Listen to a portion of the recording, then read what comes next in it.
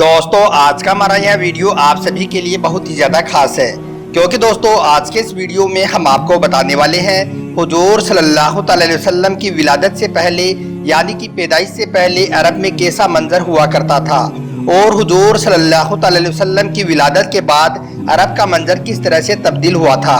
और साथ में हम आपको इस वीडियो में 12 रबीउल अव्वल के दिन का सबसे बड़ा मौजिज़ा भी बताने वाले हैं।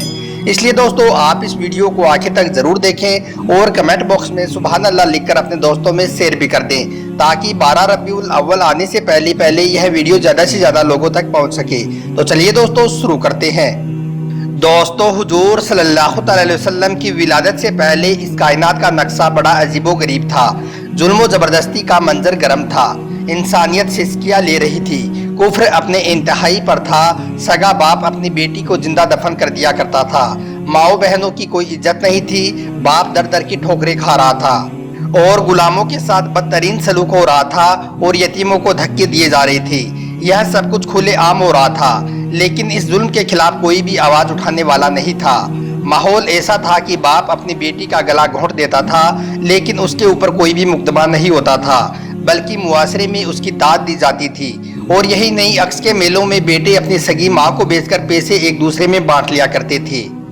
दोस्तों जब बेवा की सिसकियाँ, यतीमों की आहें और दबी हुई मासूम बच्चियों की चीखें, कैदियों की पुकार और गुलामों की चीखों पुकार जब अरसे मौला से टकराई तो अल्लाह को दुखी इंसान पर रहम आ गया। इस दरिंदगी को ख़त्म करने के लिए अल्लाह पाक ने हज़रत बीबी आमिना की आगोश में हुजूर सल्लल्लाहु अलैहि वसल्लम को डाल दिया। उसके बाद दोस्तों हुजूर सल्लल्लाहु अलैहि वसल्लम 12 रबीउल अव्वल 571 ईस्वी को पीर के दिन और सुबह सादिक के वक्त बीबी आमिना के पेट से मक्का शरीफ में पैदा हुए। पैदा होते ही आपके दादा अब्दुल मुत्तलिब आपको अपने गोद में उठाकर काबा शरीफ ले गए और आपके लिए दुआएं की और उसके बाद आपका नाम रखा मोहम्मद। इस तरह से दोस्तों हुजूर सल्लल्लाहु अलैहि वसल्लम की विलादत हुई तो उसके बाद गुलामों को गुलामी से निजात मिलने लगी। हुजूर सल्लल्लाहु अलैहि वसल्लम की विलादत से पहले जो गुलाम अपने मालिक का जूता भी उठाकर धूप से छांव में रख देता था तो उसको भी कोड़े मारे जाते थे कि तूने देखे बगैर पूछे बगैर जूते को हाथ क्यों लगाया। यानी कि इस बात पर भी गुलाम का मालिक उस पर जुल्म करता था, उसको मारता था। अब आप सुनिए कि इन गुलामों का हुजूर सल्लल्लाहु अलैहि वसल्लम की विलादत के बाद क्या हुआ। दोस्तों जब हुजूर सल्लल्लाहु अलैहि वसल्लम मिराज पर जाकर फिर पलटकर वापस आए तो हजरत बिलाल हबशी को बुलाकर आपने फरमाया, ए बिलाल तुमने वो कौन सा नेक अमल किया है जिसकी वजह से मैंने जन्नत में तुम्हारी कदमों की आहट सुनी है। इस एक बात से बिलाल हबशी की जिंदगी की सारी थकान उतर गई और वो माँ जो मंडियों में बिक रही थी हुजूर सल्लल्लाहु अलैहि वसल्लम ने जन्नत खींचकर उसके कदमों में रख दी। और वो बेटी जो जिंदा दफन हो रही थी उनके बारे में हुजूर सल्लल्लाहु अलैहि वसल्लम ने फरमाया, बेटियों का कत्ल करने वाले जरा सुनो, मेरी बेटी हजरत फातिमा मेरे जिगर का टुकड़ा है। दोस्तों याद रखें हुजूर सल्लल्लाहु अलैहि वसल्लम की विलादत से पहले बाप खुद अपनी बेटियों का कत्ल करता था, मगर हुजूर सल्लल्लाहु अलैहि वसल्लम की विलादत के बाद यानी कि आज जब बेटियां अपने ससुराल में दुखी होती हैं तो बाप के दिल का करार ख़त्म हो जाता है। आज बूढ़े बूढ़े बाप मजदूरियां कर रहे हैं ताकि वो अपनी बेटियों की अच्छी तरह से शादियां कर सके। दोस्तों बेटियों के लिए ये प्यार सीने में किसने डाला? बेशक हमारे प्यारे नबी हुजूर सल्लल्लाहु अलैहि वसल्लम ने। दोस्तों हुजूर सल्लल्लाहु अलैहि वसल्लम जब से पैदा हुए तभी से अल्लाह ताला की इबादत में मसरूफ़ रहते थे। अल्लाह ताला ने आप पर ही कुरान पाक को नाजिल किया। आप जब 40 साल की हुए तब अल्लाह की तरफ से आपको एक पैगाम हासिल हुआ जिसमें अल्लाह ने आपको कहा, ए मोहम्मद तुम दुनिया में हो रही बुराइयों को मिटाओ, लोगों को इसके बारे में तुम समझाओ और उन्हें गुमराही के रास्ते से बचाओ। उसके बाद आपने अल्लाह के इस हुक्म को कबूल किया और उस पर खरा उतरने का वादा भी किया। उसके बाद आप लोगों को समझाने में लग गए। दोस्तों हुजूर सल्लल्लाहु अलैहि वसल्लम अल्लाह ताला के आखिरी पैगंबर और नबी हैं। उस दौर में लोगों का बहुत बुरा हाल हुआ करता था। लोग आपस में लड़ते थे, बच्चियों को जिंदा दफन कर देते थे, बेवाओं को जीने तक का अधिकार नहीं था। सबके अलग अलग देवी देवता थे, कोई किसकी पूजा करता था तो कोई किसकी। इस बुरे दौर को ख़त्म करने के लिए और लोगों की रहनुमाई के लिए अल्लाह ताला ने आपको अपना पैगंबर बनाकर इस दुनिया में भेजा। उसके बाद आपने लोगों में से जात पात की दीवार को ख़त्म फरमा दिया, काले गोरे के फ़र्क को मिटा दिया और सब लोगों को एक ही लाइन यानी कि इस्लाम की लाइन में लाकर खड़ा कर दिया। آپ نے لوگوں سے فرمایا کہ حلال کمائی کے لیے کسی بھی کام کو چھوٹا نہ سمجھا جائے اور کسی بھی پیسے کی وجہ سے کسی کو بڑا نہ سمجھا جائے۔ ایسا سوچنا انسانی اور اسلامی تعلیم کے خلاف ہے۔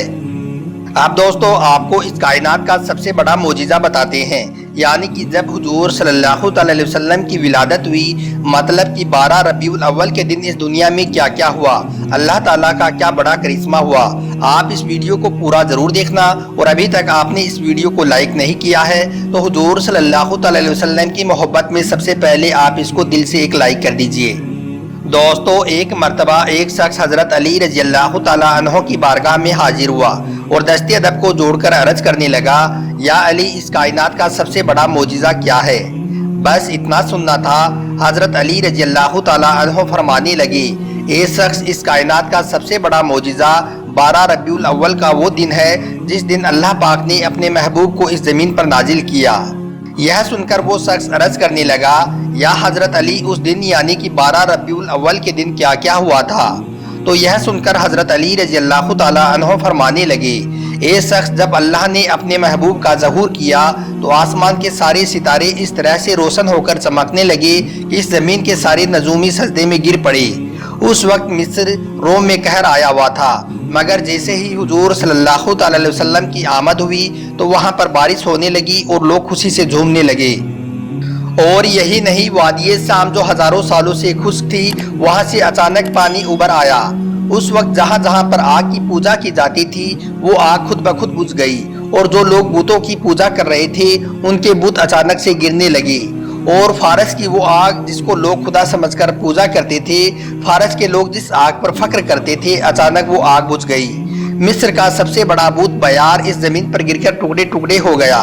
خانہ کعبہ میں جتنے بھی بت تھے اچانک وہ زمین پر گر پڑے۔